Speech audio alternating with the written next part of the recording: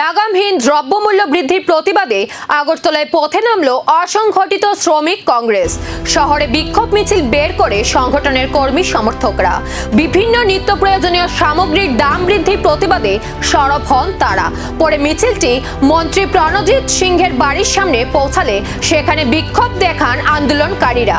দ্রব্যমূল্য নিয়ন্ত্রণে কার্যকর পদক্ষেপ নেওয়ার দাবি জানান তারা। মূল্যবৃদ্ধির জেরে সাধারণ মানুষের নাভিশ্বাস উঠছে বলেও অভিযোগ করেন বিক্ষোভকারীরা। ঘটনাকে ঘিরে মন্ত্রী প্রণজিৎ সিংহের বাড়ির সামনে কিছুটা উত্তেজনাও তৈরি হয়।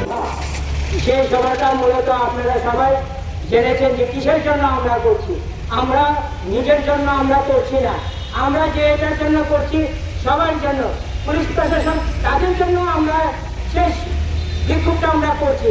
কিন্তু আমরা বিক্ষোভটা করতে দিচ্ছে না প্রশাসন, জানি না তাদের দুর্বলতাটা কোথায়। আমরা যখনই প্রোগ্রাম করতে যাই তারা সামনের দিকে চলে আসে এবং আমাদের প্রোগ্রামগুলো করতে দেয় না। ওরা ধমকি দিচ্ছে যে আমাদের মাইকিনাকে বন্ধ করে দেবে, এখান থেকে লাঠি পেটা করবে।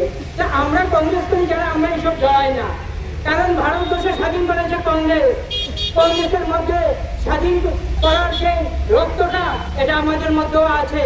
আমরা চাই যে দ্রব্যমূল্য নিয়ন্ত্রণে দ্রুত পদক্ষেপের দাবিতে সরব শ্রমিক কংগ্রেস। আন্দোলন কতদূর গোড়ায় এখন সেইটাই দেখার।